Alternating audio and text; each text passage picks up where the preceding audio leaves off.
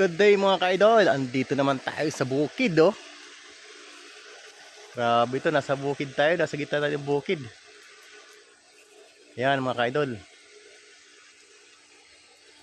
Kaya andito tayo sa gitna ng bukid mga ka-idol. Nag-install tayo ng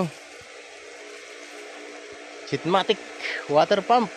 Ayan mga ka-idol, oh. Tinitesting natin yung tubig kung gaano kalakas. Paakyat yan yung hose sa bundok mga ka-idol. Andun yung bahay. Siguro mga nasa ilang metro ba yun? Baka mga 500 meters mga ka-idol. Ganun kalayo. Bundok na yan. Ito yung install natin, yung Gold's water pump. Yan mga ka-idol. Check muna tayo. Mga isang oras na itong nakatakbo mga ka-idol. Hindi natin binuksan ng malakas para malakas ang pressure.